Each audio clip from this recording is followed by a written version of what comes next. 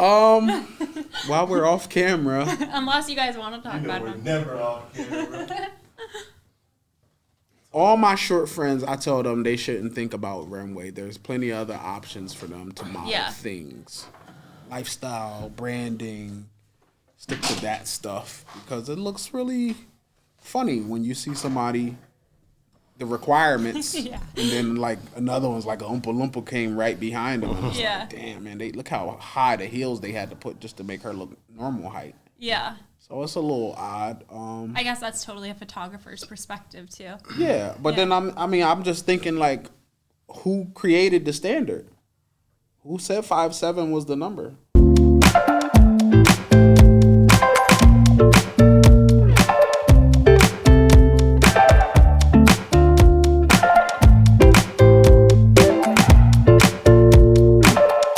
All right, man. So welcome to the lab. Oh, we're on. I know it's been a while since we've been here. You can't say that because we so queued up with episodes. Oh, so they probably just saw something. They don't know. They have no idea if this is like 2 months since we've done one. Consistent every week. I'm gonna be honest with y'all. I sometimes I gotta shake the rust off. I haven't been in front of the mic, but it's not like I'm not talking to people. It's just that it hasn't been recorded per se. There you go. But yeah, welcome to this episode where we kind of it's just like your backyard barbecue, holidays, drinking, Coronas, whatever. And then you just so happen to walk up to a conversation and we're talking about creativity, business, art, modeling today. Yes. And it's the first time we don't have a liquor sponsor That's in the true. middle of the table.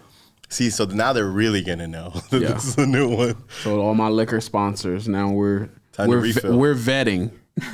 Who's gonna be? We were vetting. I think vetting. We literally would get all these sponsors send us stuff for my podcast, and we would just sit all the alcohol here, and we'd just be here like just drunk. So. We're not drunk. We take one drink and we review it. But look, we didn't do it justice. Everybody knows you, but people probably know her. It's just that she hasn't been formally introduced. So, Carrie, give them the honor. Give them the brief intro. My name is Carrie Blackmore, and I live in Miami, and I am a model. Nice. I always like to do these things, like when we do our Save the Creatives events, where I try to ask a model a question just to break the ice so that the photographer knows who she is or a little bit about her. Yeah. And every time there's something different, right? When we do the holidays, we ask like all sorts of, I think Halloween we did what's your favorite costume while you were growing up? Yeah. Or something like that. I don't have anything new, but I think I want to know a little bit about where she's been, and this question will tell me some of that. Okay.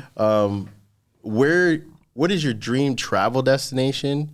And if you've been there, what do you recommend that we do if we decided to go there? So two-layer question on that one. Got it. That is layered. I travel kind of a lot, so I don't know if I have like a dream vacation right now. In the past, it was Paris. I actually went to Paris last year, but I didn't really get to see a lot of the city, so I feel like I've got to go back. I was working for it, so I feel like I have to go back. And then my friend was vegan who I was with, so I didn't like enjoy all the cuisines. So I got to go back and try a steak. So you guys should go back and you should go to Paris and try a steak, I guess. I hear they're good there, so. You don't want my feedback. Go ahead, sir. I hated the food in Paris. You went, You right? did? I hated the food in Paris and in London. Is it because you feel like it's bland because you come from a...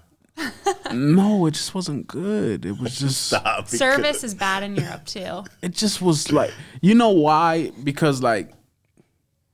I always have this conversation with my wife. What is American cuisine, right? Nobody's been able to answer this question. Oh, yeah, we had this debate. So they'll say, well, kind of America kind of steals from everywhere else. So it's this amalgamation of all different cultures is what American cuisine is. And I'm like, what are you in the mood for today? yeah. So it's like, no. So you basically America stole everybody's stuff, right? They stole from Italy with all the Italian stuff. They stole. Am I wrong? Come for him in the comments, bro. But I went to Paris. First of all, I went to London. It was a nice flight. I get off the plane and we go to a place called the Perfect Fried Chicken. I'm like, oh, Stop. oh, I'm in London. I gotta have the perfect. Why would you do that? Bro, this was highly recommended by the locals.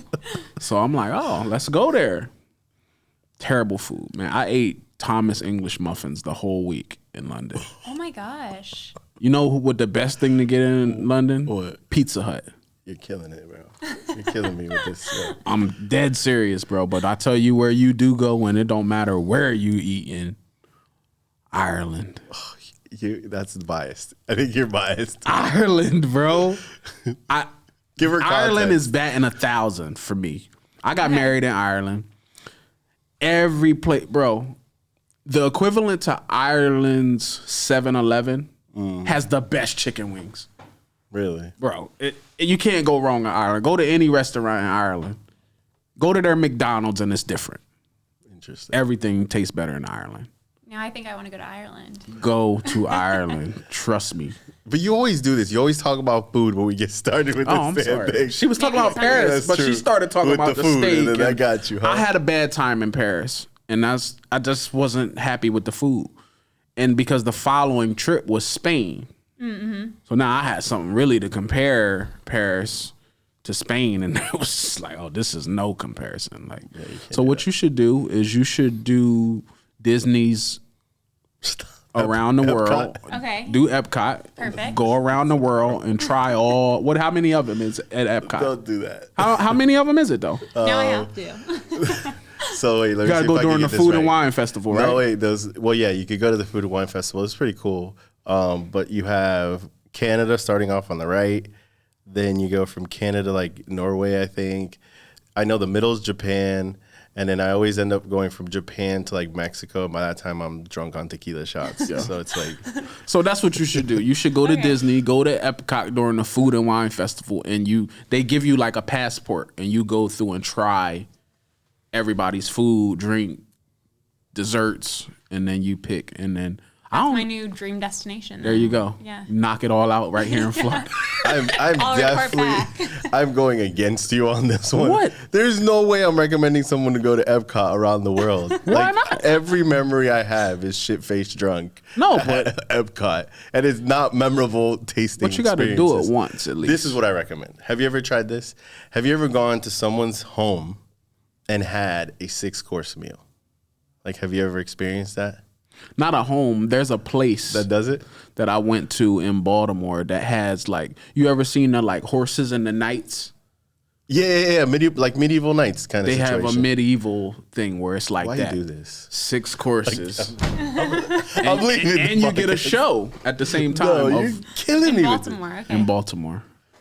I come from a home cooked meal kind of background, so that's just me. Sorry. But one day we'll do it. One day we'll make it happen. Change your life. Have some caviar and all sorts of cool stuff. You're not allergic, are you? Mm-mm. You just don't like seafood. I love seafood. I'm from Delaware. Got it. That's why if I know Florida has the worst seafood. You're a food eater. All of this. No, we're foodies. I'm a food we love food connoisseur, right? Yeah. So like, I'm so well traveled that it's like, I'm very picky. So I get to eat at a lot of restaurants because they want me to change my Google review. I'm that guy. Okay, got it. Google local guy. Good to know, yes. Yeah, Google local guy. You got to come correct. Dude, I died one day. He invited me to a place. They filled the whole table up with stuff. I think I ate so much hummus that it's just, I could not wake up till the next day. That is so funny. But it was a great experience, not? It was amazing. Yeah, no, I really did like it. And how much did you pay? Nothing. See? It was just good to know a local guy. It was definitely good. So let's jump into it. I mean, I know we talked a little bit about food, but I feel food unites everybody in the world. So that was a good starter to the conversation. But we have a specific thing we want to try to talk about today. 100%. And it's like the model photographer thing. We can jump on it from many different points, right? But since we're heading into a very fashion season, and I shouldn't even say that because we realize that fashion seasons go all year round. Like even when we leave New York Fashion Week, they're going to Europe and then doing it over there. And I'm like, who does anybody work? Because I'm like, they like, oh, Baron, we'll see you in Paris. And after Paris, we're going to do London. And I'm just like, no, I'm going back to Miami. I just came to enjoy New York Fashion Week because we've never done it. Mm-hmm. So I was like, oh, let's see what the hype is. I think it's technically supposed to be like the big 4. So it's like it starts in New York, and then I think it's London, Paris, Milan. Okay. So those are like the officials. But it does feel like every single city has like a fashion week now. Shout out to Fort Lauderdale. Fort Lauderdale. Fort Lauderdale. Yeah. Wait, they had one? Yeah, bro. See, The mayor comes out and everything. Really? Yeah. D. Trantellis be out there cutting the ribbon every year. Oh my God. To start Fort Lauderdale Fashion Week. So we're going into these fashion things, and from you have more experience when it comes down to runway photography. Yes. I do a little bit more. Well, I started more like studio stuff, outdoor stuff, like typically like what any photographer starts with is using the sun. But what kind of things do you want to learn today in this discussion? Well, we kind of started talking off camera already, but there's this, being somebody who was just a photographer, when I started getting around the runway photographers who are very seasoned, like think about the guy when we went to the iHeart Red thing, Carpet. right? Yeah. This guy barely can walk. Shoot. You can tell he been shooting for the past 50 years. Yeah. He's like Seasoned, everybody. Yeah, he got a back brace, a knee brace, a sling, and he's just there. And I'm like, man. Put it this way: the first thing he said when we walked into the red carpet room, he was like, "Where's the food at?" The food at? And I was like, "Oh my gosh, shot out!" So next thing you know, though, 5 minutes later, there was The food. food came. So kudos to the guy that said, "Where's the Making sure you food?" guys get fed. So it was a guy like him that I met at my very first runway show who was kind of giving me the skinny, right? Like, how do you have good pit etiquette? Because there's like hundreds of photographers trying to get their shot, and he's giving me pit etiquette, and I'm just like, so can I ask any of y'all, like, how any of y'all getting paid for this?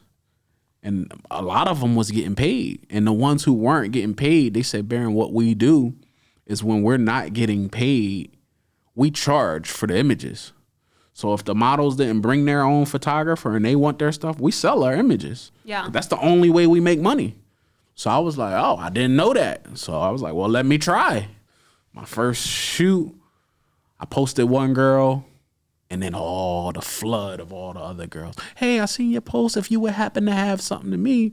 And I'm like, oh, man, I really just want to give her these images. But these guys said you should charge them. This is how you're going to get paid. And I was like, so I don't just give them away, but I could give you a sample, and I just put a little sample, and I made some sales. And I was like, oh, this may be something like the runway thing, because I'm like, I'm using all my good equipment. Totally. I'm here for like 8 hours because we there at the beginning of setup. They try to get a good spot to find your spot. They don't feed the photographers either, so you got to keep a bubba. Yeah. And some chips in your bag or something to just get through the day. So I'm like, oh, this may be a thing. So as I got seasoned and I actually just started getting hired by I went right to the designers. Right. And I'm like, look, I've been doing a lot of runway shows. A lot of them never paid me, but here's my work. If you don't have a shooter for your brand, hire me. I'll get you the shots. That was a lot easier. That's brilliant, yeah. It's like, yo, just go right to the designers. Yeah. Because they thinking they're going to get images from the show production. Back to the production companies. Give us some insight on these productions. Yes. Jumping right into it. No, so I just think because like the production company is ultimately, you know, for models, from the model side, the production company is selling us that we're going to get content and our images. You know what I'm saying? So when you write someone for your images and they're like, oh, I'm charging you. Yeah. A lot of times people get frustrated because like from the model side of you, it's like, yo, I did this to get my pictures. I did it to get my pictures, and like that picture doesn't exist without me. You know what I'm saying? So yeah, we were talking a little bit beforehand about how who's to blame? Yeah, who's to blame? Because like everyone's out here just trying to make their dreams come true, you know? Yeah. But yeah, the production companies I think should start paying the models. I think they should pay the photographers because we're all trying to do it, you know? What you think? I mean, right now, like I could talk about the fact that I know that models don't get paid, you know, fairly. It's similar to a lot of, or at all. Similar to like when a photographer is starting out where they're like, hey, let's collaborate, right? That's the whole point of why I built the studio, is to try to change the word collaboration. Right. Like, I feel like there has to be a little bit of vulnerability from both sides, and it's like an equally shared kind of experience, but it's the opposite that happens in these environments, whether it's the model or whether it's the photographer. A lot of times the keywords or the red flags that we hear is like, oh, you could use it for your portfolio, Right. or you could use it for exposure. I hate that or, exposure. You know, or whatever. Same. But you know what I want to do is like anyone that's going to be listening to this podcast, like I want to give them an answer or solution. And the way I want to do that is by teaching them a little bit about what we know from PR and branding. Like there are things that models can do to get the leverage that they need in order to get paid. I think the reason that they don't have the leverage is because they don't have a brand presence. Maybe they don't have searchability or discoverability online. And then there's nothing that they can say to be able to say, no, I have value. I bring value to wherever I go.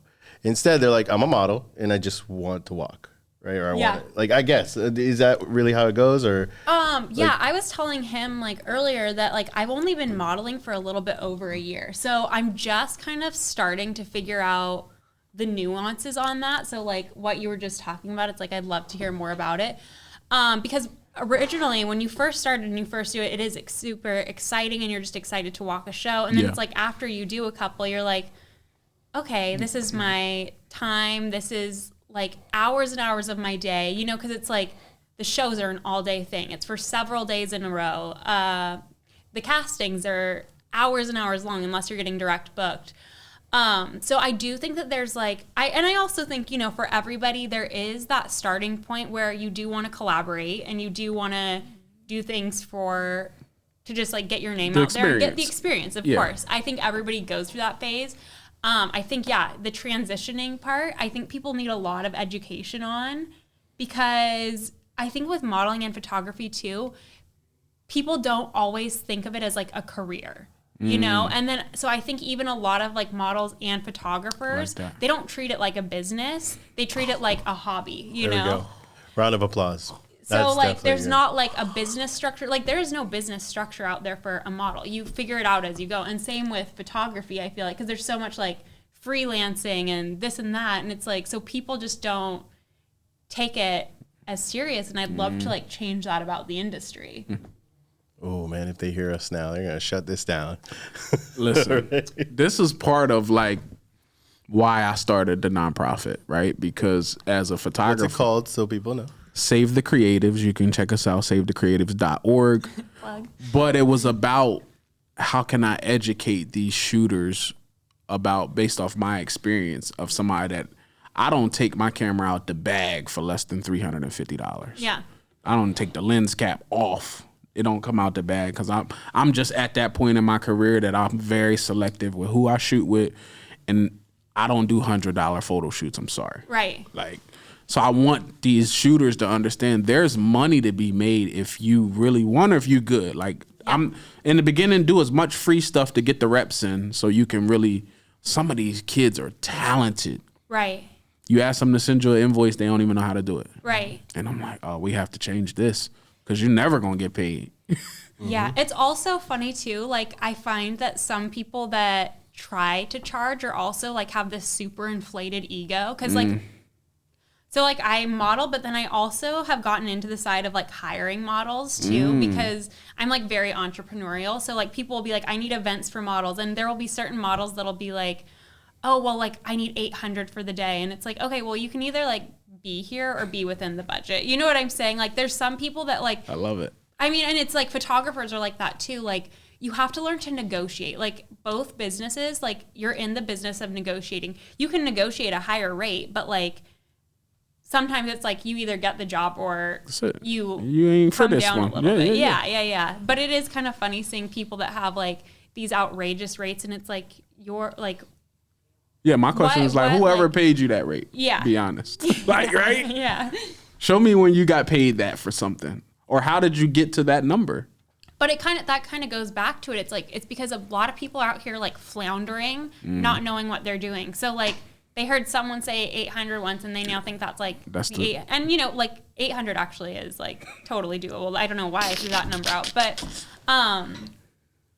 yeah, like no one knows really what the industry standard is because there's like not one in a lot of ways, you know. 100%. I agree. I'm like getting really like the reason I'm holding back is just because she said that she has the business mindset to what she does. Yeah. And you hire models, so now we're gonna get like even deeper into the conversation.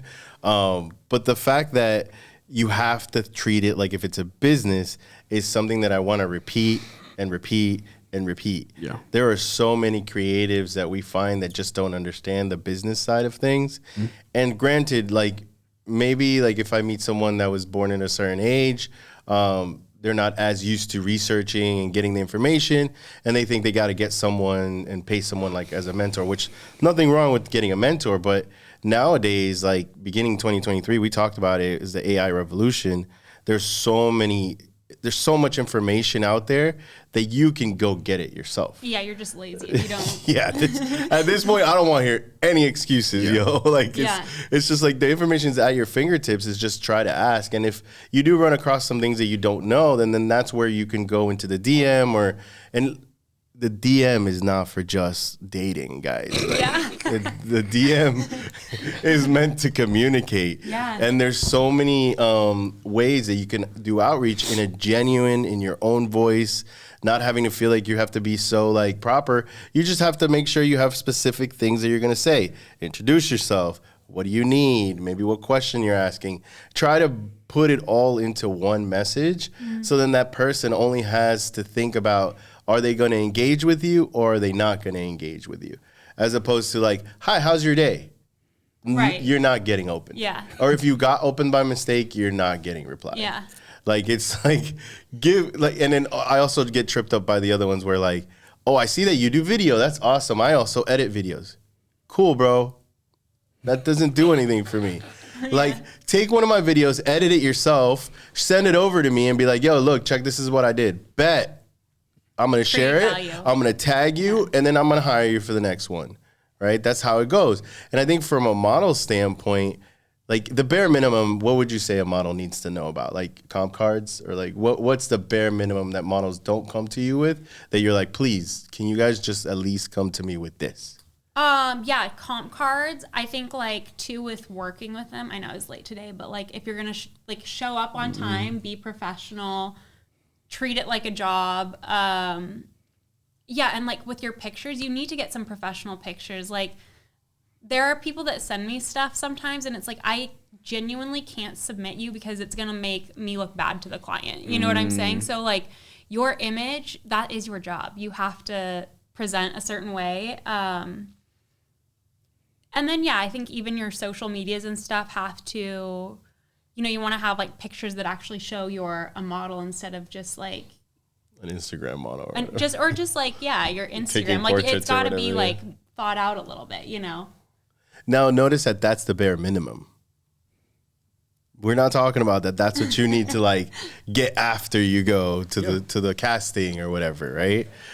We had the privilege of going to see a casting for Art Basel by In Vogue Fashion Collective. Nice. And we saw a little bit about the organization and how everything was really structured, but they're used to New York fashion, right? And they're coming down to Miami to kind of represent, you know, that New York fashion down here. So they have a standard they have to live up to because of where they come from. Because New York is one of the big four, as Carrie told us. It's definitely one of the big four, right? So when they come here, they got to step correct. And then it's like, when we were there, we were noticing that there were some people that were in different outfits. Like, I would say 90% of the people there in black, right? Yeah. And then I think a couple brought like a beige or a tan kind of like shirt or something. But then there was a dude with all white. Then there was someone with purple.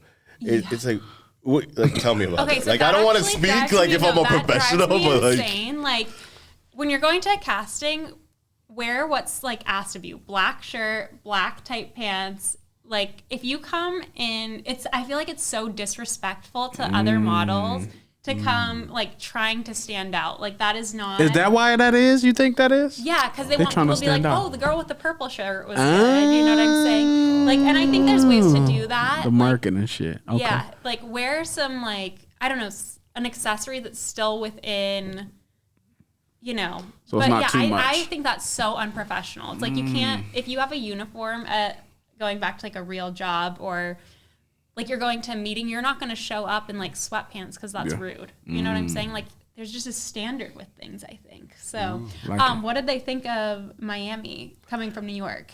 She didn't want to say, but I can go. She didn't want to say directly, but she's like, look, we do New York Fashion Week, right? There's a standard here. Yeah. Just in the tone alone. Just the tone. And she's just like, here in Miami, it's a lot of giggly and smiley. Yes, and it's, yeah. because they're used to swim week. Right.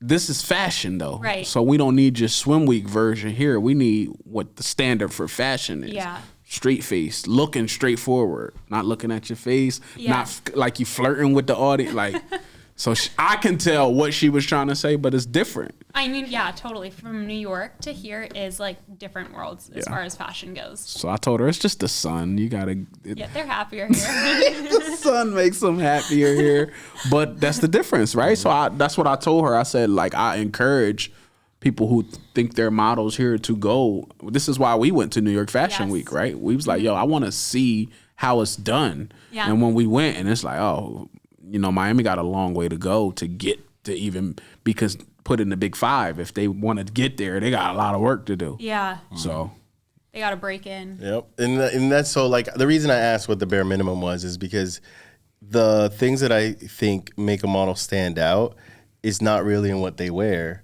It's in how they present themselves. Yes. We saw, and this was like the little things. I think it's like a blessing and a curse that I see these little nuances, but we were sitting on the couch and I was like, yo, B, look at that model. He's introducing himself to the assistant.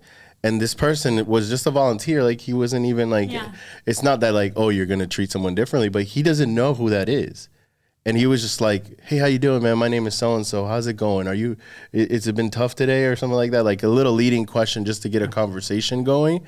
And that alone, by far, will make you stand out. Yes. Not only with the people, but like, I'm an observer from the media, from the outside. I'm going to look at him and be like, I'm going to talk because he's different.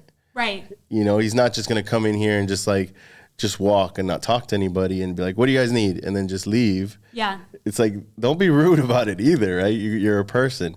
But I guess doesn't the industry kind of like, I'm speaking like, I'm not really like into the industry all the time, but doesn't it create that like desensitized, don't tell me who you are, like just walk kind of thing? Or am I wrong? Like, do they accept you to share your personality? That's a good question. I think it depends. Like, for me, at the end of the day, whether you walk and you get this casting or not, are you human? Like, just being respectful. You don't got to do too much. Like, so, because some people do too much. And we know what doing too much looks like, right? There's a version of what you just said that's a little bit more exuberant. Yeah, someone bringing cookies to the set. Doing too much, doing too much. Very loud and obnoxious with it, right? Yeah. So, but I think it's a level of professionalism that everybody should have to where it's not that you're doing too much, it's just you're professional, right? Yeah, I think there's definitely like finessing in the game. Like, that's like something, my first New York Fashion Week, I started like, because like I didn't really know what was going on as much. So I started watching some of the models that were like booking everything. And I think that like there is, now I like, everything I go into, I almost like have an aura about me. Like, I'm going to get this. I'm already somebody. Because people do treat, like, you do have to like talk and network. But if you go in with that, people assume you're someone already. And you get treated so differently than if you like act like you don't know what you're doing. Yeah. So. Coming with the swag, man. That goes such a long way. There are subtle things that you've done even just coming here that I've picked up on that it's like, you're not just a typical model. Thank you. Right? And no, really, like, you want to share? Well, I'll break it down. Like, when someone makes, and this is not just a model, but when someone makes a mistake, acknowledging that you made that mistake and then just being okay with it and moving forward is something that's a human thing to do. But when you sit here and you make a mistake and then you're like ignoring the fact that happened, it's almost like you're insulting the person that saw this thing happen. And you didn't catch it, but it's just like my years of experience. I haven't even told her I've been a baker, a tailor, a candlestick maker, and all that stuff. But she very briefly said she was late. Yes. Come on, you know. I know, because we're from the streets. Me. Come on, man. I get it. Yeah. Nah. So, but that goes such a long way. Yeah. Notice we've been talking for, I have the timer here, so about 30 minutes, and that's the thing I remember. Yeah. I'm telling you, anybody watching, people only remember 10% of what you're saying. Yeah. And for me to remember that means I'm going to walk away with the fact that she's responsible. She's able to handle feedback because she could give herself feedback, right? These are all things that are part of your character. And a lot of people think that that's just something that they can just put to the waste, but that's what makes that aura that she's talking about. That when you step into a room, people are like, who's that? Like, it's the equivalent of us standing by the bar when we go to do panel things, and then people line up to come talk to us, even though we're not mingling in the network of all the group. Yeah. We kind of just like, hey, man, let's just pull back to the bar. We go get a drink. Next thing you know, someone, hey, I saw you talk on the panel. It's because we're giving them a comfortable place to approach us. Right. Right? And then all of a sudden they feel safe, and it's like, all right, let's go talk to him over there because he's, I feel like safer over there. Totally. Right? I told Angel I keep magnets in my pocket. You wild. Because we just attract. Magnetic. I just got magnets in my pocket. We purposely go to functions and networking events and go directly to the back of the room away from everything. And we just watch. And it never fails. People will just migrate to wherever we are. That's and I'm so like, funny. oh, it's the magnets. It's the magnets in my pocket. No, but crazy. I think we take, we hold what we do at a high regard. Yeah. So it's, even though to other people from the outside, it's like, oh, they're going to have a conversation about what they do. They obviously talk all the time. Like, we're on podcasts, we do production, also all sorts of stuff. But it's like they think it's easy. And I was telling you the other day, and he's a different breed because he used to be a rapper and stuff going on stage. Oh, so like he's overcome. I think you're numb to the fact that you get nervous, but Probably. But I still get nervous to this day, and it's just that I fall forward into this person. Right. Right? Like, I'm an introverted person, but I learned from presenting every day and doing large public speaking stuff that, like, there's a version of me that comes out when I do that that's not always on, off camera or whatever. Yeah. And I still get those butterflies, and I still get, like, dry mouth, and I'll still feel like, oh, what am I going to say, and the shakes and all that stuff. And then all of a sudden when I say, how you doing? My name is Angel, it's like, I don't know, it just disappears. Because I've learned to tune that in. Right. It's like an instrument. I tuned it. For you, you're numb to that shit. Like, you just I've been entertaining since 3. Yeah, you've been doing it way too long. I don't even know what jitters are. You just black out? I'm just in the moment. So, like, I started drumming at 3. My first my first drum set was a Sesame Street drum set. And from there was my journey into music production. Right. I went from just drumming at home to drumming at the church to be like, oh, how can I make music? And then I just went full into production. I was just the best writer and rapper out of my friends. I never wanted to be the artist. I just wanted to produce the music. I was just, because I produced the music, it was easy for me to write the music. So it was like, yo, just you be the artist. And once you get on, you bring us along type thing. And that's kind of how I got in the music business in general.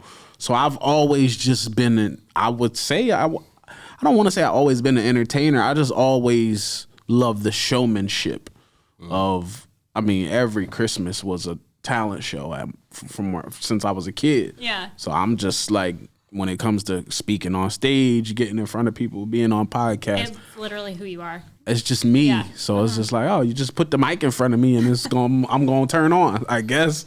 Well, hence why I say you're good at doing events, even though you hate doing them, because you've been doing them for so long. I hate doing events. But let's double back real quick on the jitters. As a model, what does that look like for you? Like, do you get nervous, or? Well, I black out on the runway. That's why I asked them. Like, most models actually do. They'll be like, they can't even see nothing going on around them. No, literally black out, and it's so fun. And then I think 90% of models will tell you that's their experience. Really? They're like, yeah, you just kind of like black out.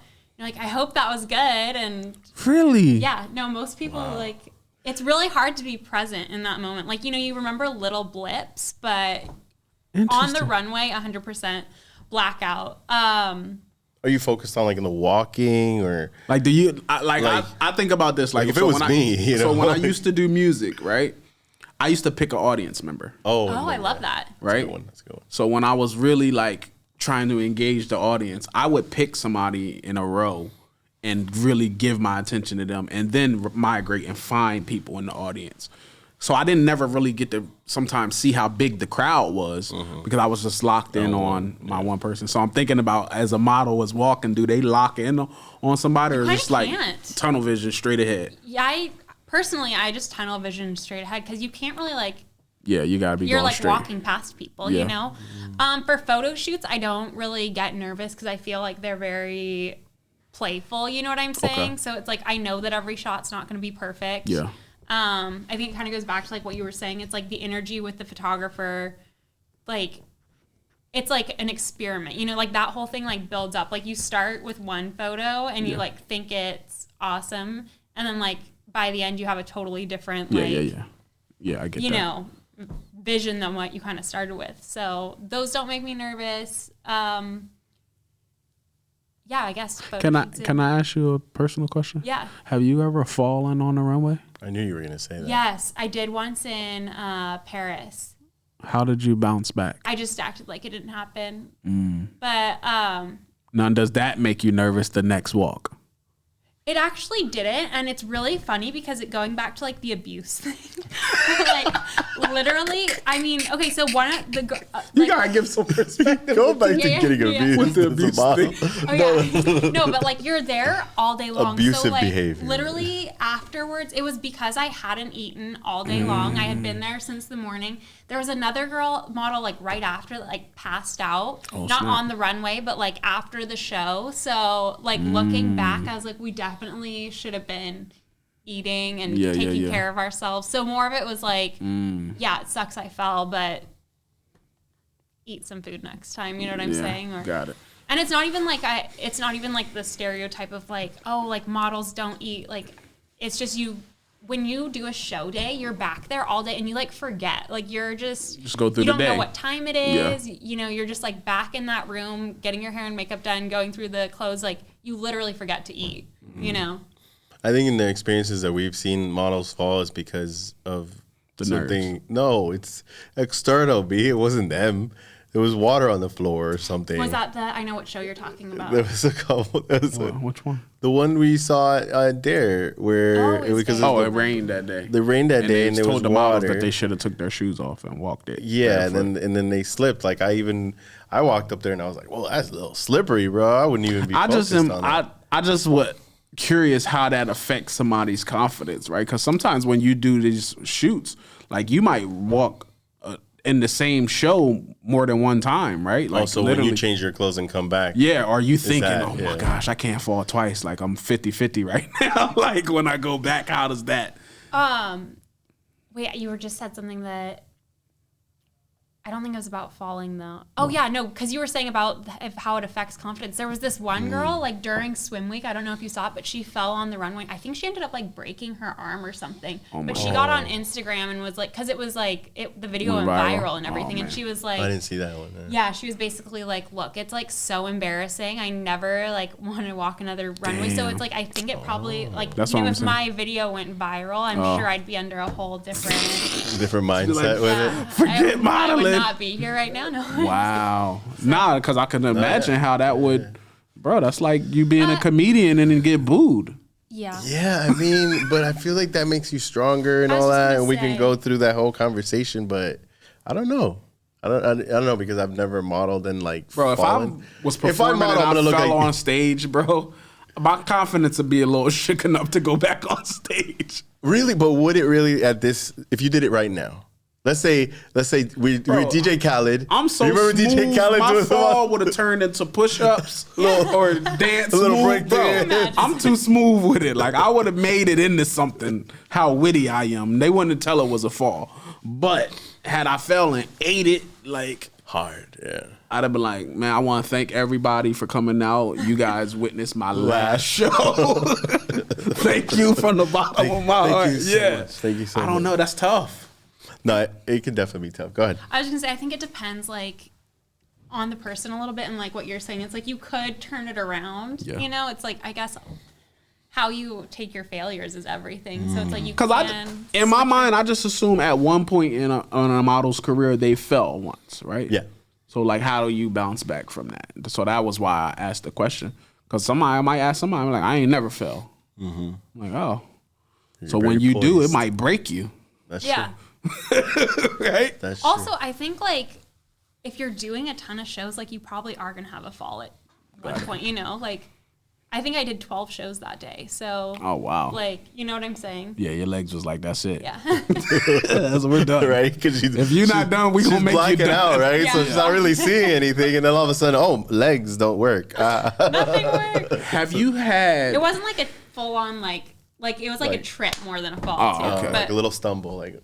it wasn't like a little. It wasn't little, but like. It wasn't like a you full-on ate fall. it Yeah, like I didn't face eat first. shit, yeah. Got it. Okay.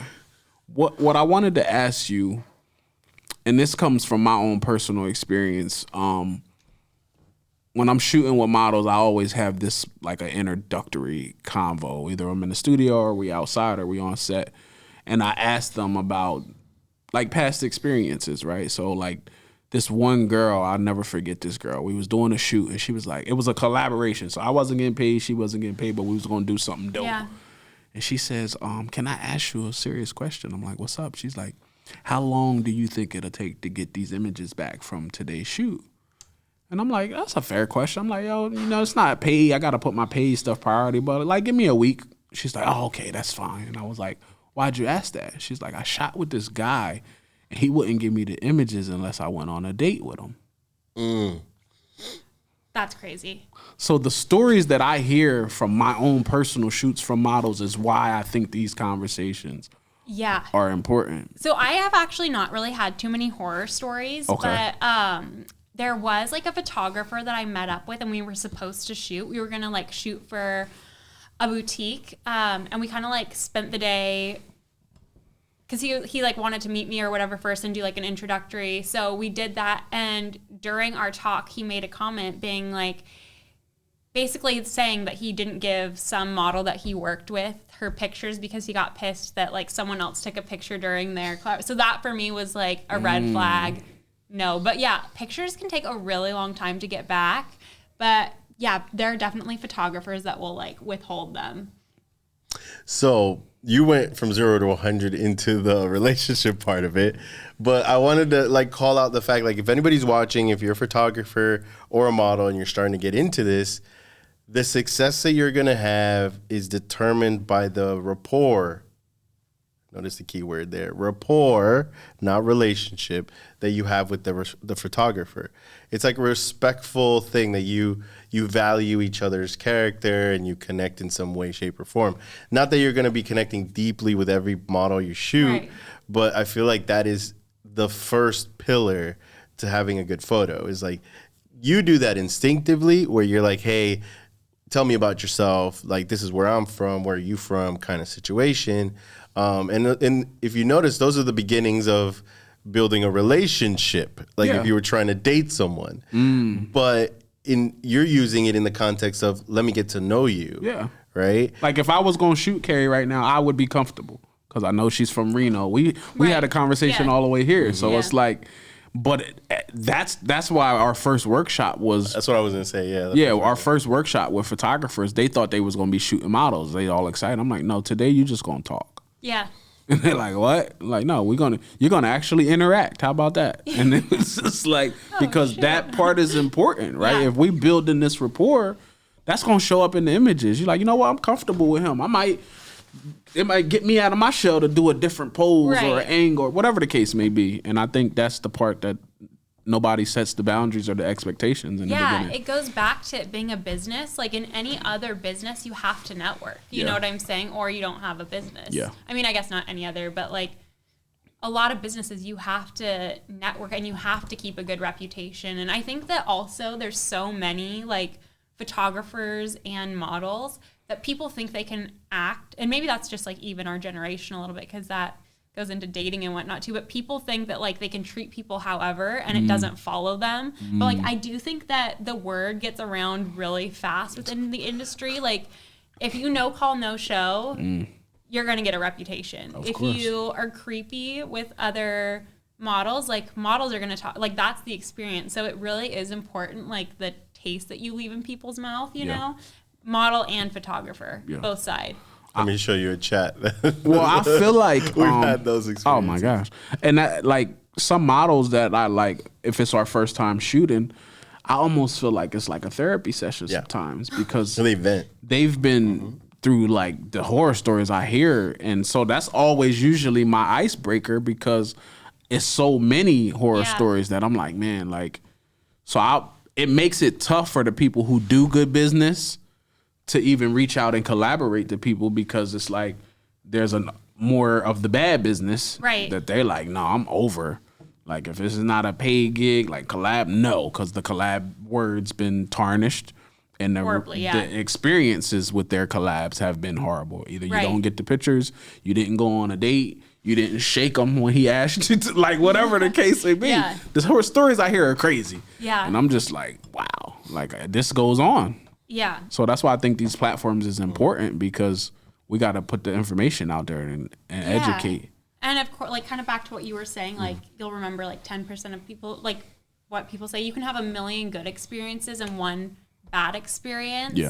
And like, that's what everyone is going to talk about, is that bad experience. So I think even from like an outside perspective of people that aren't in the industry, like, you hear so much slime, because those are the stories that get blown up, you know, or the negative ones. So like, our industry as a whole is only as good as like the lowest people. That's why we got to bring everyone up, you know?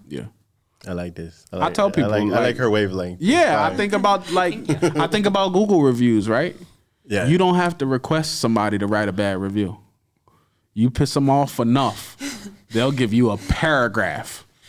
Of a review. He's the review king over here. Oh, he is. No, he's very petty about that.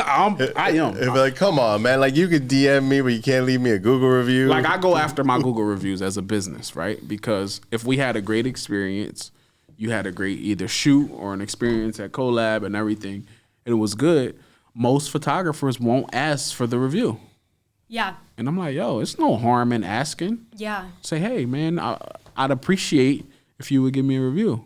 And that sets you apart so much too, is having reviews even, you know what I'm saying?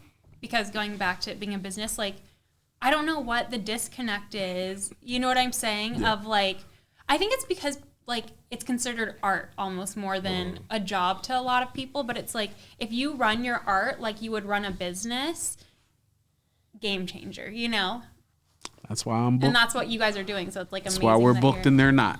100%. No, 100%. I gotta treat it like a business, because it's not fun no more. Like, the tough part is like creative struggle with the business, because now it don't feel fun. And makes it a job or whatever. That's where they screw up. And any creative, if you think about any space. Another thing that's like really kind of difficult in the industry, like back to what you were saying a little bit, is there's so many people that want into it. So it's like, sometimes when you do start asking for like paid work or a higher rate or this and that, sometimes like you can have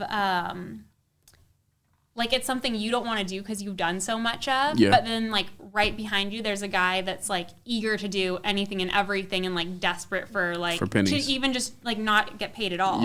So it's hard, because like, as much as you want to like hold yourself to this standard, it's hard because there's like someone in line that wants your spot just as bad, and they'll go with a better freaking attitude, you know, like, and that's what I see a lot on the hiring side of models. It's like, for every model that's giving me a hard time about things and like doesn't want to be professional, there's someone that's like new that'll do it for nothing. You know what I'm saying? So like, that's one thing I've learned on the other side too. It's like being eager and like also thinking of even the collaborations or the free things that I do as like my marketing, you know? I think like, I always say there should be some kind of committee or some kind of government. Like a union or something? Something for like creatives, right? So it's creative union. Because it's like what she says, right? If I tell people, look, you want to have a photo shoot with me, it's for 1 hour, it's $750, right? But for the guy who just got a brand new Sony, just want to look, he's not going to charge anything. So now it's devaluing the people who made their work worth what it's worth. To now it's just like, now a model will be like, well, yeah, I do like Da Vinci's work, but if this guy gonna not charge me $750, I'm willing to give him a shot because it's free. Right. I've been thinking a lot about that. No, like for real, like because I came up from doing a lot of free work, right, in photography and in videography. Okay. And it got to a point where people were referring me because of that work, because I treated it like a marketing, and I tried to get as much of the content as I could so that I could share it, right? I feel like there's a right and a wrong way to do free work. Like I feel like if you're going out and doing free work for these like events, like for example, for like a Basel or whatever, and you've never modeled before, then okay, like you're using it for promotion, and then the industry is going to take advantage of that because we live in a capitalist like society. Like, what are you going to do? Demand, right? You have all this demand, and all these people are willing to do it for free. What you can't really do the other thing, unless you as the production company needs something specific. Now you're going to have to pay. Right? Because let's say you're going to be looking for a specific height, specific look that fits this outfit for whatever show. You're not going to take anyone that's going to be coming in for free because it's going to be really hard to find that person there. Right. You can't curate it as much, right? So I feel like there has to be like a balance in between them. Yeah. But it's a necessity. It's like the conversation that I told you the other day. What's the difference between quantity and quality? And do you need to go to through quantity to get to quality? So how many reps? Yeah, how many reps can a model get paid for or not paid for before she gets paid? Like what's the threshold? Should you be doing that for forever as a marketing tactic? Or like where is the line? Like have you tried like where is the evolution for you if you ever did that? So I mean, again, I've only been modeling for a little over a year, and my next step is like to get with an agency because I think that I've like fully gone through like the loop. You know, I've like done everything I can in like this circle. I feel like there's different tiers of modeling, right? And I feel like in that's this what tier, I mean. In the tier that I've been in, I feel like I've fully exercised it. But my next step is going to get an agency, and one of my girlfriends, she works with the same agent, and she was saying like all the agents will tell you like you're going to be working as a free model until you decide like if you want to be a free model, you can be a free model forever, but until you decide charging, then like I don't think I said that right, but basically you're on the right track. I hear you. I'm following you. Get it out. I get you. No, but basically like you kind of have to start declining. I think basically back to what you were saying, you have to start declining the free work at some point to get to the paid work. Yeah, because otherwise and like if you think about it this way too, it's like for models, there's only so many like fashion shows during New York Fashion Week. So you're either gonna like choose to walk for free, but there's also paid ones out there. So walking for free, sometimes it's better not to walk at all and hold out on the paid. You know what I'm saying? Otherwise, you're like wasting your time a little bit and closing off an opportunity that could possibly be paid if you waited out. If that makes sense. I don't know if I said that whole thing right, but I think you understood. I think you're doing good, and I'm gonna try to like reiterate what you're saying. So, and then I'm gonna flip it on the head based on Barron's PR marketing school of strategy. So we gotta give her perspective while we keep saying that. Yeah, well, we'll do it in a second. Right. But this is the intro. Yeah. So I get the idea of doing the free work and then you making the conscious decision that you need to get paid for. I think as a photographer, as a business owner, there's always that point where you say, okay, no more. The next step is getting paid, right? But I feel like there's a missed opportunity for models to not walk the free events, but to attend the free events. Yeah, and so funny you just said that. And cover them, at least from an influencer standpoint, so that they're using it as a networking opportunity instead of, I'm going to go walk for free. Well, when you're walking, you're mad busy. You're not really talking to everybody except for maybe the designers. You want to network with the people that are in the crowd, not the people that are, putting the event together necessarily. So when you do want to make that decision, I guess if no one's coined it, I'm here to put that step right in the middle of the tiers. Go from free to attending the events to build the network so you can get to the paid work. What's up? Give me it. No, it's so funny you said that because that's kind of like what I decided to do for Art Basel is I'm going to go attend the events. And me and my friend were having a discussion on it. And it's like the sad thing is because the shows that we were going to do, they're like, I don't think any shows for Art Basel are paid. I don't know for sure, but none that I've heard of. And so we're going to go to one of the shows that isn't paid. And we were like, the funny thing about it is like, we probably have a better chance of going, looking nice, saying we're models, and networking with people than we do actually of like being discovered actually modeling. Like the irony in that is crazy. And it all comes down to PR and branding. It's so crazy. Yeah. No, it's all like, I don't know. We're all just being psychologically abused at this point. Absolutely. Trying to figure out life. Trying to figure out, well, how do I do this thing called life? B, tell her why we talk about PR and branding. I'm a personal branding expert. Ooh, you are. I am. So Da Vinci is my photography moniker that everybody knows. But on the other side, just Baron McQueen is the personal branding guy.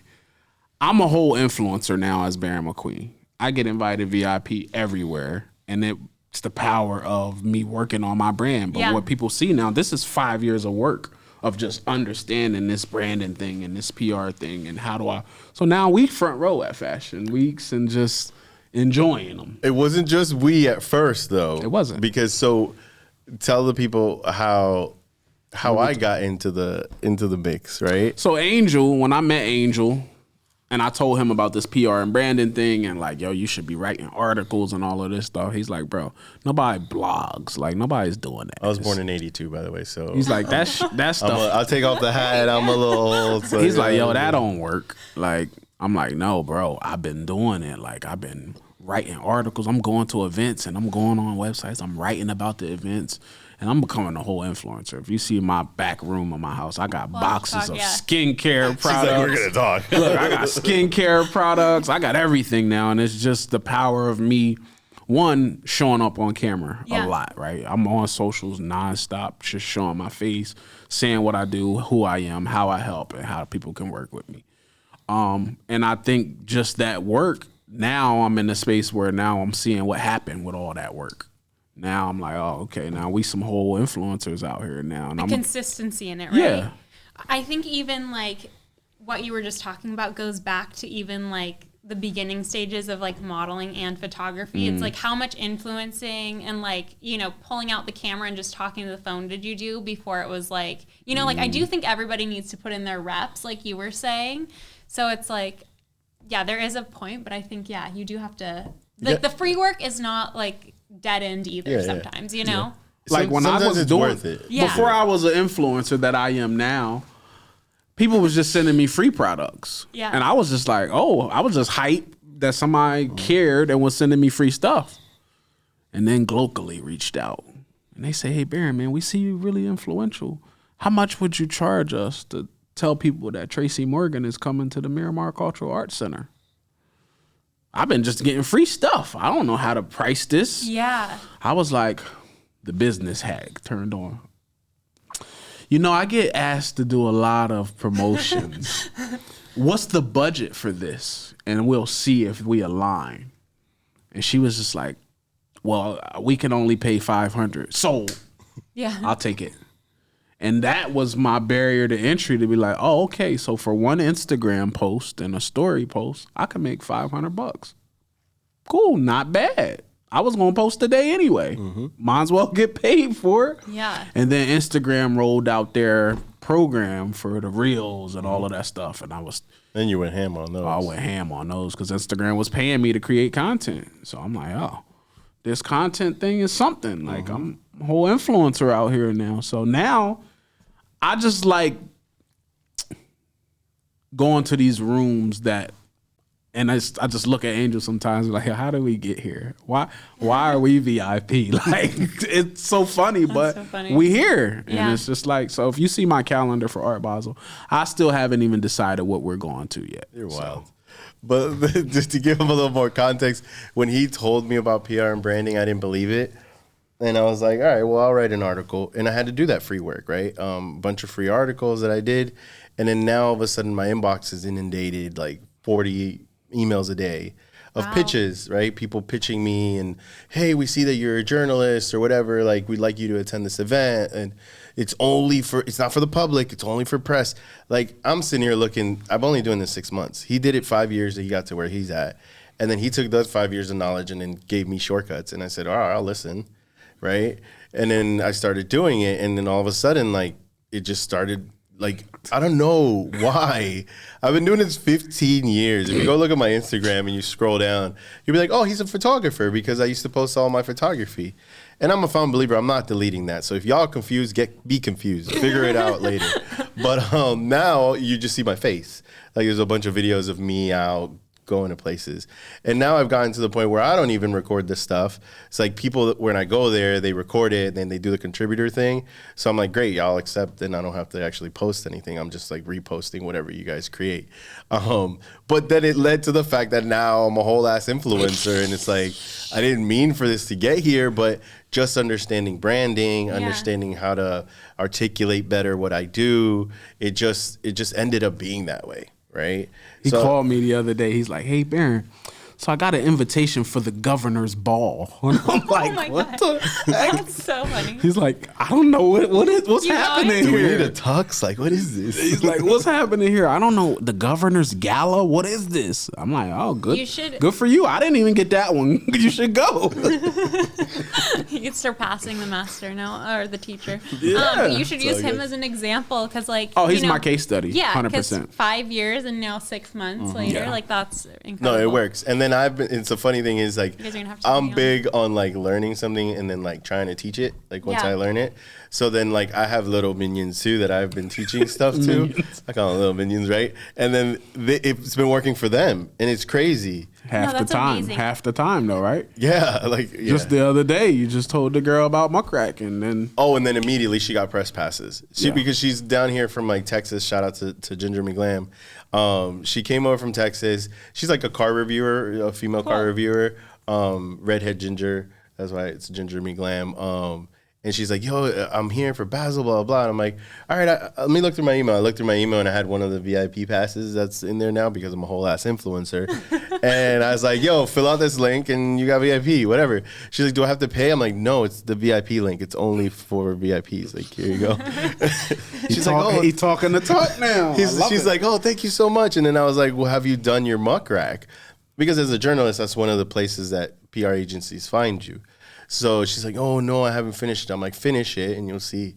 So she finished it, and literally 2 or 3 days later, she's like, I got a pitch for Hello Kitty and this other place. Gosh, and wow. all. It's just doing the math. Like, you just got to do the steps, and then the things will come. It's just you have to do the steps and have faith that it'll happen. You know, don't lose faith. That's why your positive mentality and your positive thinking goes such a long way. People don't understand. Like, I want to throw so much emphasis on that. Like, go to school for the rest of your life. I'm a lifelong learner. But if you don't have a positive mindset, you're lost. There's nothing, you're not going to get anywhere. Like, you need to have that positive mentality to overcome all those negative moments that happen, bro. Yeah. I mean, I've like come a long way because I've definitely had my like era of being like the most negative Nancy on the planet for sure. And then I was like, okay, that doesn't really do anything for me. But back to like the mindset piece, which I was going to tell you this, like, because you asked me how I got into modeling. Yeah. And so I did Swim Week 2 years ago, and I was going to like auditions, not really getting anything. I got one show. No, I got 2 shows. One was like really dinky. And then the other one I actually like got kicked out of. But it was totally because my energy was like not there. And then I went to one of the big production companies, and I remember like after the show, I had like 5 or 6 people come up to me being like, you were our favorite girl that walked. And I was like, I actually didn't walk. I just like watched the show, but thank you. Oh, snap. But I remember like sitting in the audience and watching all the girls walk by, and I was like, literally the only difference between me sitting here and the girls that are up there is that like they believe in themselves. And I didn't at the time. So I like took that with me. And then like even the show that I did walk, this one girl at the show was like, oh, it like looks like you don't know how to walk. Because that's like another thing in modeling. If you let people think that that you don't know what you're doing, there's a lot of models and they don't do it on purpose, really, but I think they think they're being helpful, but it's almost like backhanded compliments that they give you, and it'll mess with your head. So I thought I like couldn't walk. I thought I was doing everything wrong. But so then I went to New York and I ended up booking like everything. So it really, and like the only thing that happened that was different was like my mindset. Like I believed in myself and I was like, I just have to literally fake this shit until I make it. And now I'm like shocked at how easy it is for me to book anything. And it goes back to like, I walk in, I pretend I've done this a million times, which at this point I have now, but like it's such like a mindset, aura, energy thing. Yeah. And like that has to be correct first and foremost. Otherwise, like it's going to be choppy ride, you know, like the mindset, to your point, is everything. And like, I don't know, I think part of why I'm like have had a lot of success in it too is like I just let things roll off my back. Like even when you were asking me about like falling, it's just like on to the next, keep going, keep going, you know. Yeah. What's your background in general? Like before modeling, what's young Carrie doing? What were you doing? Yeah, so I'm from Reno, Nevada originally, and like I always hated living in Reno. Like I'm like a like loud person for Reno, because like Reno's like quiet and dumpy, and I don't know, it's like a big drinking city. I was never like, not that I didn't go through my drinking phase, but I never like lived for drinking. So then after that, I moved to San Diego for a little bit, and then I was in LA until the pandemic. The pandemic hit, and it was like whack. Yeah. But I was doing like a lot of social media marketing. I did like all kinds of like jobs. I mean, I have my real estate license now, so I'm like entrepreneur just through and through. Which I hate real estate, by the way. Like, never get into it. I love it. I love it. Tell him, B. I'm a real estate agent. So do you hate it? I don't tell anybody I have a real estate license. Right? I got a real estate license because I wanted to invest in my own stuff. Yeah. It was just like a personal goal of mine. That's how it was for me, too. I want to just have that. Same. I don't know if I'm going to use it or what, but I want it. Yeah. Got it. And it was I seen all the smoke and mirrors. And I'm like, oh, this is like the hip hop industry. Everybody's lying and faking. And I actually like learned a lot though having my real estate license, because that like really taught me what it takes to like have a business and like how much outreach you need to do, and like you're not going to make it unless it's your passion. Yeah. You know what I'm saying? And a lot of people that are in real estate, it is their passion. I'm like not passionate about interest rates, and like I hate dealing with people. But it's like, but I've taken all of that and I'm like, okay, so now I know modeling is the thing for me. Like the arts is the thing for me. And I don't think I'd have the same grind without like real estate. But yeah, I like if I never do a deal again, I'm working on one now that's worth it. But I will never take like a small one again. Got it. See, I love how like the world connected. Yeah, it's so weird, bro. As soon as it left her mouth, I was like, oh, B, he's a real estate agent too. But the thing is that you've been focused, like you said, on your own personal deals, or when there's a deal that comes up. Like right now, you were in a commercial deal recently. That wasn't one. I'm still in this deal. It takes so damn long. When is it over? It's supposed to close on the 7th, and now we just got extended till January 30th, bro. I can't wait to get this dentist in this building. Wow. She's doing a commercial and it's deal. like you have anxiety the entire time, like hoping it doesn't fall through at the That's end. it. I hate it. Yeah. That's what he's still dealing with. I'm still dealing with this. This started in September. Yeah, awful. So I'm sorry you're going through that. We'll get there. And then she texted me today, say, "Hey, I got a referral to send." No, you do not take that somewhere. That's the thing when people say it's hard to like. How are you getting clients? It's like I can't keep the clients away from me. Like I don't want them anymore. Been traumatized by them. No, I get it. Each industry I feel like has those like ups and downs. Like I was a paralegal for a long time, and then you know I made tons of money. Like the money's great. It's even better now than it was before. Like if I quit everything I'm doing now and go back to being a paralegal, I'll make like a ton of money. Yeah. But it's the mental state. Like I just don't want to be in that mental state of just all this anxiety and all that kind of stuff that I had to deal with. But yeah, with that being said, we're heading into the top of the hour because we could talk. You're gonna get to ask your question, I got another question. and then we're gonna close off with a nice, like inspiring question at the end. Okay. But go ahead and do your thing. What question? As a model, Yes. I'm looking at you. You got your accessories on. Your aesthetic is nice. How do you find your style outside of the stuff that you do and runway and all of that? Like this is stylish. How do you find this? I think I go through different phases all the time. So like right now, my style is, maybe it is a little bit influenced from like New York Fashion Week, but like I'm really into red and black together right now, and like leathers, chrome, silver, gold. But I think it changes kind of like maybe even with like seasons. Okay. I don't know that I have like a set staple style. I think it changes with like my mood. Okay. And then last question is, from you going from LA to now Miami, and I'm assuming you was modeling in LA too. Not really. Oh, okay. No. That was gonna be my question. Yeah, no, I didn't really do much modeling in LA. I think I was like a lot more intimidated by the industry back then. Okay. So I didn't really model in LA. Got it. Okay. Go ahead. Well, you know the end. I always like to kind of bring it all together and like kind of like together. She's fashionable, up. and I see a lot of models Thank you. who can't dress. Well, I actually like thought about that because like a lot of times I want to like be casual, but it goes back to like if I'm like sitting here basically marketing myself right now. Gotta if look the part, got right? Jeans and a t-shirt on, it's different than if I, come in fashionable. We'll do one episode where she could come and like just Sweats. chill, Yeah. chill clothes, Slides, sweats, and a hoodie. I got the it. hoodies, All right. the cozy hoodies and stuff. No, but like we have these conversations on the lab, not just to like make it easy for people to step into them, but to hear the different perspectives of different people from different walks of life. Yeah. And I've thought of like different inspirational questions at the end of each show. Like what message can we leave anybody watching these conversations? Yeah. And I wanted to give her the opportunity for this, like as opposed to us closing it out. Let's do it. Like I wanted her to like kind of close it and take us out on something that maybe you've been thinking about, or maybe this is something that you try to do because you're purposely like trying to make sure you're bringing that positivity to everywhere you go. But what do you want to be remembered for?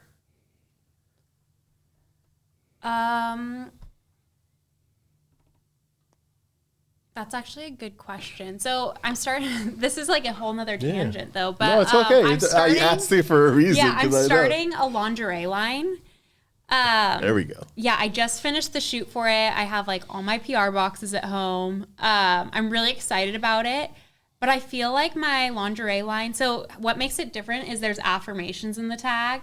So like embodying like who you are underneath your clothes. I guess the big thing is it's kind of towards women and just like believing themselves and like empowering women is a big thing for me. I mean, men too, but I feel like there needs to be a male leader for that. So I kind of want to like change women's like, I don't know if self-respect is the right word for themselves, but the value that they bring to society. So I guess being like a role model for that and that you can do anything. I guess that's really the message. You can do anything you put your mind to. Love it. I mean, I have two girls, 11 and 13, and I'm always trying to make them boss girls. But I know what that means when they get into the real world. Like the word boss and female don't necessarily go together. It's replaced by bitchy. Like, Right. It's like she's not a boss, she's a bitch, right? Yeah. You don't want to deal with her. But I'm trying to make it so that they have the character to build that relationship, build that rapport, and it starts within themselves. Yes. So like, I don't want them to, they're 2 years apart, so they're always like they were comparing themselves to each other, but I think now they're reaching an age where they're finding the individualism and they're okay with being different, but still come together like with their uniqueness. So the more that there are people out there inspiring young women to not just see what's on social media, because we just so happen to be in PR and branding, I tell them the truth of what's on social media. Like that's not all real of what you see. So it's like, instilling that thought early on in women is in young girls is very important. So that's awesome that you're doing that. Thank I you. really think that's Can a I really ask cool you message. one last question? Yeah, go for it. Because you use the term PR box, and I don't think people understand that term. Can you explain what the PR box is and how can these influencers get on your PR box list? Well, but give context because I know you. What? That question is like, I knew he would ask that. But tell her about Baron Lamont. real quick, since we're Oh, in this, yeah. since we're in this section, you should tell. So Baron Lamont was the upcycled, thrifted clothing brand that I started. I was literally going to thrift stores and Goodwills, finding materials, repurposing them, and I was going to put my own brand out. It's a lot of work. It's a lot of work, yeah. And I'm just like, ugh. Got my sewing machine, and my issue has always been that what we talked about in the beginning. I'm the opposite of the creators who don't know business. I'm the hybrid of business and creative. So I was trying to do this as something that to keep me creative, but the business in me is like, yo, as soon as I made the first piece, I'm ready to sell it, and I got to get the website up, and I was like, oh. So it made it not fun and creative no more, because now it's like, oh, do you really want to take on a new business? Right. And I'm just like, so I kind of put it on the back burner. But back to the PR box. Give them perspective about I want to know. I didn't even know what a PR box is. Well, you guys are the PR guys, so make sure I'm doing this right. But basically, I ordered all my inventory, and then I set about like 50 boxes aside that I just like put into my budget and everything that have a couple of my pieces. I got some like special branded hats and mirrors. And basically it's just a bunch of stuff with my branding that I'll send out to influencers in hopes that they will make some content for me. Now I'm going to give y'all the question y'all want to know. How do you find your influencers?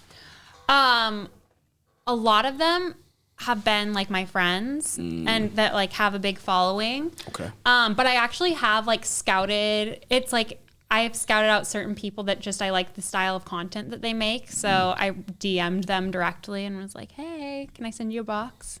There you go. That's what y'all wanted to know. Angel didn't know about PR boxes. So the PR box is literally like, there's people that want to get on lists. To get them. There's people that sell, like, I can get you on a PR list. Really? For boxes for brands. Jewelry brands, fashion brands, shoe brands, hat brands, lingerie brands. There's a whole different PR thing for the influencer.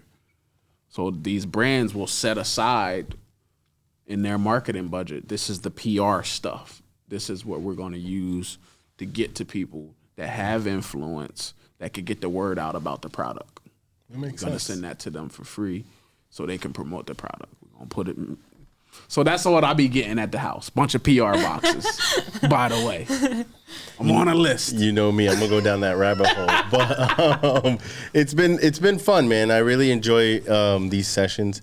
It just allows me to kind of get my creative thoughts out. Even though we do the Wednesday lives at 8 p.m., we've been doing it religiously for like the past month so far. Wow. So it's been really cool just being able to like get those thoughts out. Just having like-minded people that you could share creative thoughts or different strategies and different visions, like really gives you that perspective to like, maybe tomorrow you might wake up and be like, oh, that conversation sparked this, right? Yeah. So that was really cool. So I really appreciate your time. I appreciate you coming out here. I know it's not easy to get to this studio. I call it getting to the Hunger Games. If you made it here to this table, you survived, and then you could remember your path back. Yeah, exactly. But yeah, we're gonna have a lot more coming. I think we're gonna do a whole series where models get invited, and we could just share that perspective and give not just models, but also photographers a little bit of insight of what it's gonna take for that journey that they're on. Yeah. So I appreciate you. I appreciate you, B. And that's it, guys. It's it. The lab's closed. Next time we'll have some liquor. I love that. Y'all, liquor sponsors, we need more. Refill the shelves, bro. I'm done with this shit. Peace. You're out.